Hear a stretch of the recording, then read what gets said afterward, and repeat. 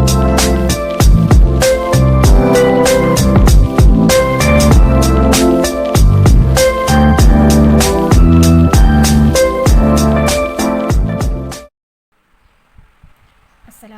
warahmatullahi wabarakatuh. Okey, berjumpa lagi kita pada hari ini, di mana kali ini cikgu akan tunjukkan kepada kamu macam mana nak selesaikan soalan pandangan tambahan. Okey, kalau tengok sebelum melaksanakan mencari jawapan, langkah yang perlu diambil kira, yang perlu diberi perhatian ialah bila kamu melekatkan T-square yang ni ataupun yang cikgu ni I-square lah. T-square ni pastikan ia ni selari dengan bahagian tapak, bahagian bawah, pada bawah ni. Tapak rajah lah. Kat sini selari dengan T-square cikgu. Kemudian seterusnya kita akan check. Okey. Ini soalan yang macam ni dia akan berada di bahagian B lah, di mana markahnya, kalau kat sini markahnya 10, tapi dia boleh menjadi markah antara 10 hingga 15 markah. Berada di bahagian B. Okey, kalau kita tengok pada soalan ni, kalau cikgu baca kat sini, rajah 4 menunjukkan dua pandangan bagi objek A. Okey, ini objek A. Lukis pandangan tambahan bagi objek itu pada satah X1, Y1. Okey, kat sini kita kena kenal pasti jenis pandangan tambahan yang ni. Okey, macam mana kita nak kenal jenis? Okey, katakanlah diberi kita dah belajar sebelum ni, diberi pandangan atas. Katakanlah yang ni pandangan atas. Di bawah pandangan atas mesti ada pandangan hadapan. Kemudian di sebelah kanannya akan ada pandangan sisi. Okey, jadi selalunya kalau dalam konsep unjuran ortografi, di sini akan ada sudut 45 darjah. Dan ini kita panggil sebagai kedalaman D. Kat depan ni lebar L pada pandangan atas. Okey, kalau bila di sini L, di bawah ni juga L lah. Ukuran L. Dan tinggi akan berada di sini tinggi. T. Bila di sini tinggi, sebelah kanan juga ni adalah ukuran ketinggian. Okey, jadi bila kita kenal pasti yang mana D, yang mana T, yang mana L, kita akan tahulah ni L kat sini 45 darjah. Bila melalui ni kawasan ni, L ni dia akan sama dengan bahagian panjang kat sini. Jadi ni juga L. Okey, ukuran sini ke sini L. Okey, jadi bila kita dah tahu, okey, di sini kalau tengok keadaan yang macam sekarang ni, kalau yang ni pandangan hadapan, yang ni pandangan sisi, kita akan melukis rajah ni, rajah pandangan sisi kanan yang kita akan lukis di sini. Okey, jadi kita tahulah pandangan sisi, ukuran yang ni kita akan ambil daripada sini sampai hujung. Okey, ukuran ni mendatar. Jadi jarak mendatar ni adalah L. Jadi ini boleh juga menjadi pandangan tambahan jenis yang ni lah. Pandangan tambahan kedalaman. Okey. Jadi tadi kita dah check dah, dia selari dengan T-square kita. Kali ni seterusnya kita akan check sudut berapakah yang digunakan untuk X1, Y1. Okey, kita tengok sudut, kecondongan sudut. Kalau merujuk kepada yang cikgu dah letak ni kat sini, ni sudut pembaris sesiku set cikgu guna yang 45 darjah. Okey, kalau tengok dia dah selari. Okey, jadi bila selari kita tahu sudut yang diguna 45 darjah. Bila kita nak unjur, buat unjuran, kita akan pusing pembaris. Okey, pusing pembaris. Okey. Bila dah pusing pembaris, kita akan dapatlah. Okey, cikgu unjur. Katalah cikgu unjur dulu bucu yang ni. Cikgu buat unjuran. Okey, yang ni cikgu padam dulu. Yang atas ni cikgu padam dulu.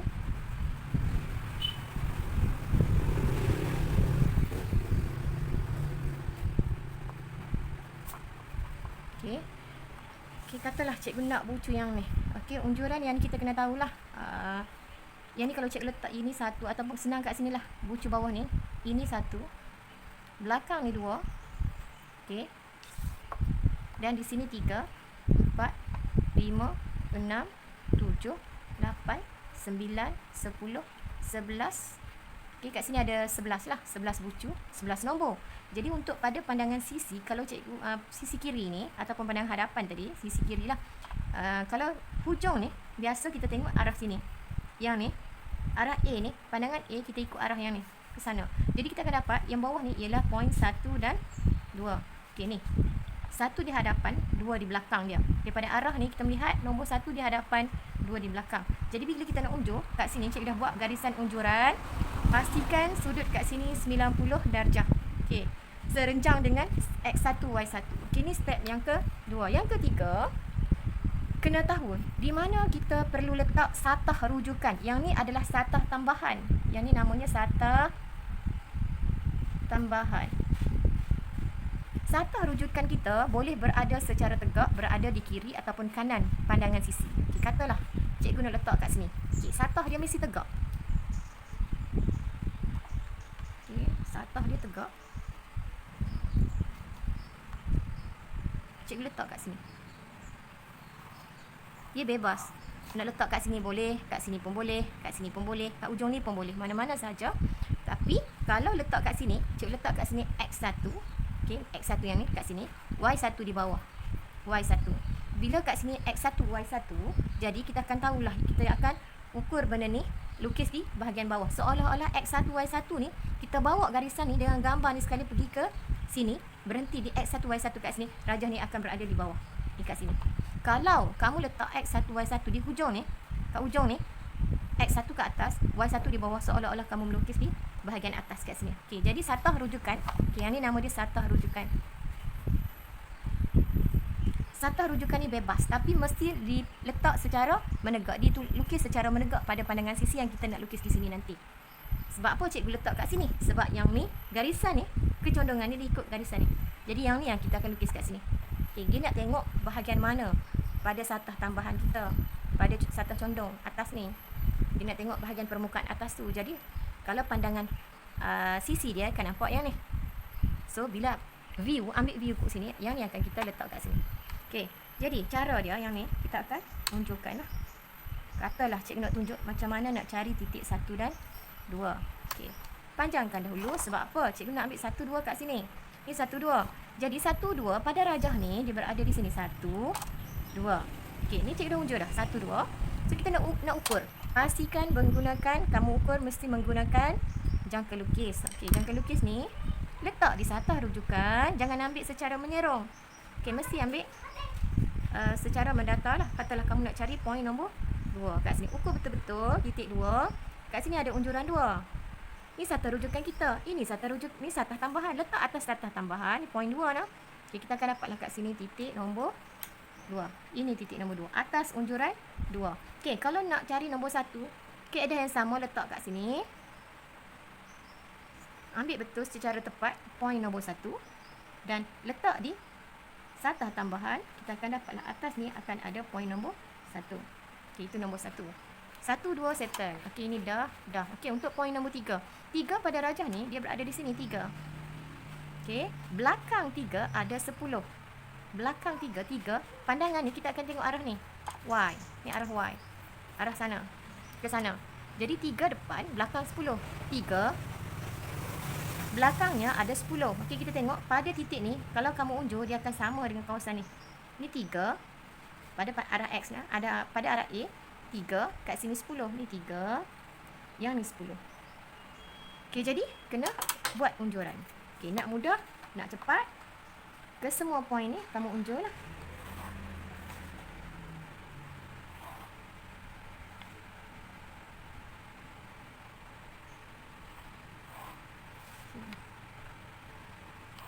Unjuk ke semua titik.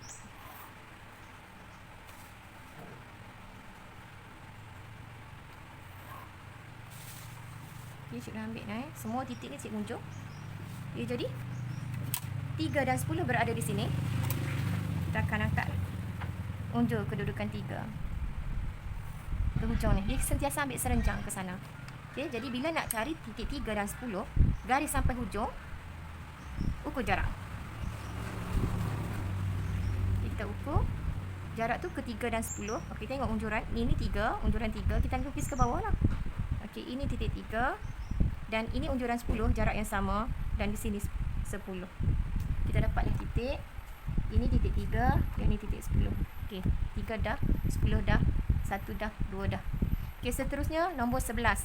Belakang nombor 1 ada nombor 11. Okey, ini 11 dan 11 berada di sini. Ni 11. Okey, yang ni kita akan unjur juga.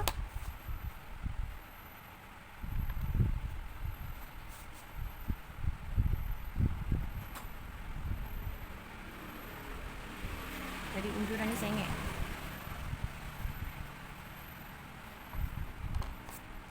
Lari sikit tadi. Okey, 11 tadi.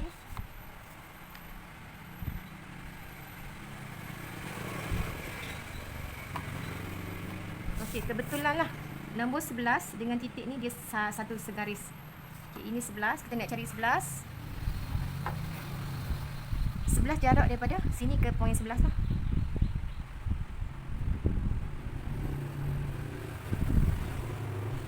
Okey, ini titik nombor 11. Okey. Dah 11 tanda kat sini. Okey, kita nak nombor 9. Okey, 9 berada di mana? 9 berada di atas ni. Ni nombor 9, ni 8.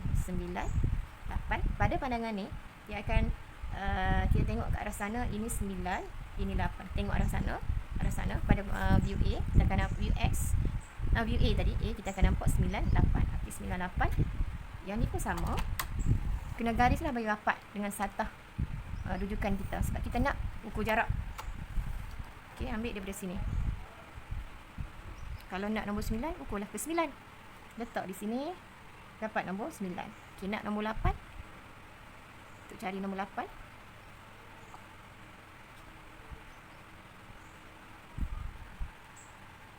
Okey. Ini nombor 8. Ini nombor 9. Okey, sebenarnya cara mencari titik banyak-banyak ni tak sepatutnya berlaku lah. Sepatutnya bila dah dapat 2 titik, kita perlu garis 1 ke 2, kita terus garis 1 ke 2. Garislah 1 ke 2. Hitamkan. Garis dan hitamkan 1 ke 2. Okey, 1 ke 3.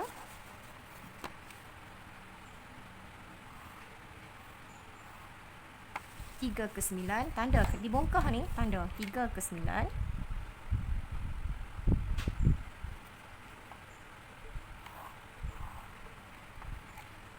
10 ke 9.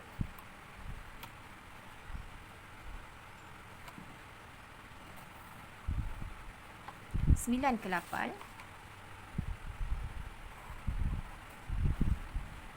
10 ke 11. Okey, 10 ke 11. 11 kat sini. Okay, kita tengok.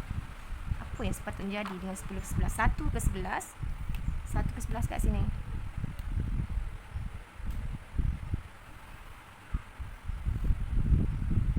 Okey, kalau tengok butiran terlindung tidak perlu ditunjukkan.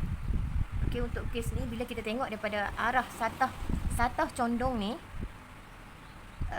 nombor 1 11 akan jadi garisan terlindung. Sebab apa? Sebab dia berada di belakang, di bawah. Okey, yang ni 1 11 ni garisan putus-putus lah.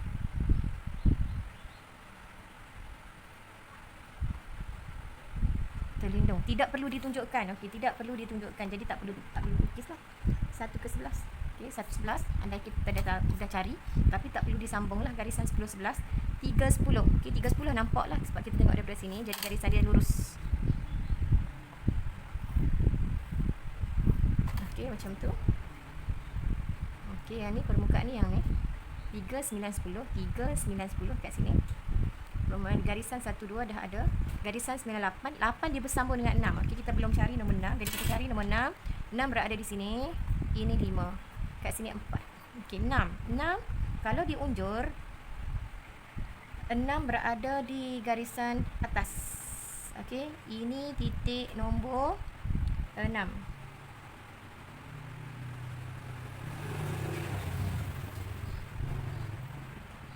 Betul ke tak betul?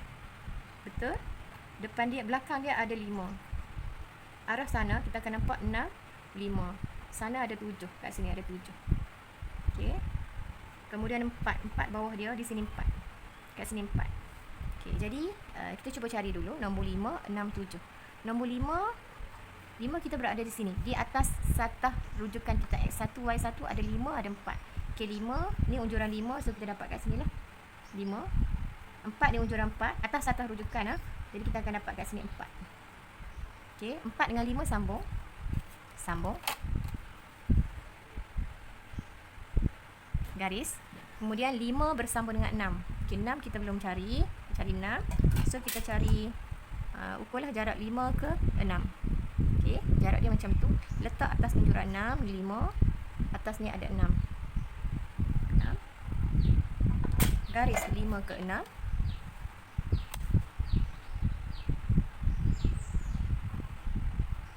Kemudian 6 ke 8. Garis 6 ke 8.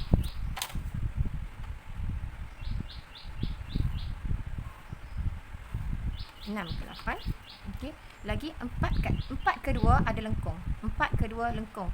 Jadi kita cek di mana lengkung. Okey, di sini ni 4 2. Kat sini ada lengkung, sepatutnya kena ada titik antara sebanyak 3. Letaklah A B C. Okey. Jadi bebaslah kita letak kat sini ni.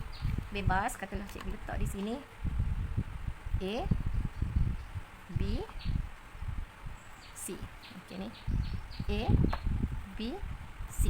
Dia bebas asalkan ada 3. Jadi titik A kita akan unjuk, dapatkan titik A pada pandangan hadapan ataupun sisi kiri ni. Ni A, jadi sini A. Okey, B di sini kita unjurkan, kita akan dapat di sini titik B. Cari lagi titik C. Okey, di sini C. Okey, jadi garisan yang kita dah cari ni kita akan unjurlah. Unjuk ke sini, menegak. Bawah ni A, B, C. Yang ni unjuran C. Okey. Okey, jadi bila kita nak tahu kedudukan A, B, C, garis ke sehingga satah rujukan. Okey, macam tu. Jadi bila nak tahu kedudukan A, ambil jarak A. Satah rujukan ke titik A, unjuran A, satah tambahan ke titik A. Ini satah tambahan A. Jadi kita akan dapat yang ni A. Okey, kalau B, ambil jarak B atas unjuran B, kita akan dapat kat sini B. Dan kita ukur jarak C atas unjuran C, kita akan dapat kat sini titik C. Okey. Lengkungan ni perlu disambung daripada titik 4 melalui C, melalui B, melalui A dan terus ke poin 2. Okey, kita dah ada 4 C, B, A, 2. Jadi kita buatlah, sambunglah ke semua titik menggunakan flexible curve ataupun French curve. Okey, kalau macam cikgu ni, cikgu akan sambung menggunakan alatan yang ada lah. Okay. Cuba cari. Elok-elok jangan bagi nampak dia melengkung. Jangan bagi dia sangkut-sangkut lah. Ataupun kita nak bagi dia smooth. Okay, menghasilkan lengkung yang cantik. Okay. Jangan bagi nampak dia macam tak sempurna lah. Kita nak bagi dia cantik. Okay, jadi cikgu sambung saja titik ni.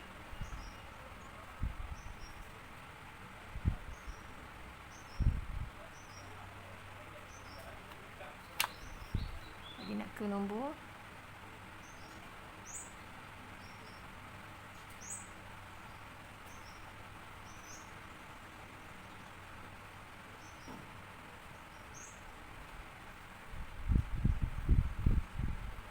ke nombor 2. Jadi lengkung dia macam ni.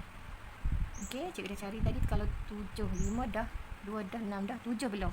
Okey, 7 kita tengok 7. Cuba tengok 7. 7 di mana? Okey, belakang 5. Ada 7 kat sini 7. 7, jadi 7 ada di atas X1, Y1. Sini nombor 7. Okey, jadi kalau kat sini ada 7, sepatutnya konstan terlindung ada 1 kat sini. Ini X. 8 dia akan sambung ke X lah. Ataupun betul lah, kita letak X kat sini. X. 8 sambung ke X. Belakang 6 ada X. Belakang 6 ada X. 6, belakang dia ada X. Jadi X berada di sekali dengan titik 7. X 7. Kalau tengok pada pandangan sini, X belakang dia ada 7, X kat depan 7, X 7. Okey, bila kita unjuk, kita akan dapat X di sini. Titik X kat sini. Sebab dia sama jarak dengan 6. 6 kita yang ni, jadi dapat 7.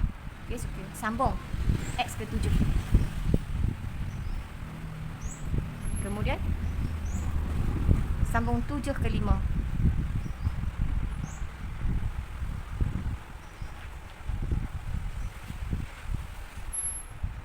Macam tu. Okey, macam inilah cara untuk menyelesaikan soalan pandangan tambahan kedalaman. Okey, ini jenis kedalaman lah. Dan kita tengok pada soalan dikata butiran terlindung tidak perlu ditunjukkan. Jadi kalau ada butiran terlindung macam cikgu cari tadi, ada titik nombor 11, tak perlu sambung. Titik pun tak perlu cari. Sebab kita hanya melihat ikut arah satah condong ni. Jadi secara logik kita akan nampak untuk yang ni Okey, bentuk cik letak A besar, kita dah nampak dah A besar ni. Bentuk dia yang ni. Bentuk yang ni melalui 9, 8, 6, 5, 4. Yang ni lah bentuk yang ni, kawasan ni. Sampai ke sini ada 3, ada 1, ada 2, ada 9. Ini bentuk A. Kemudian atas ni akan nampaklah ni kawasan B. B dibentuk menyerong di mana 9, 10, 3. 9, 10, 3. Dan kawasan ni memang dia tak nampak pada arah ni.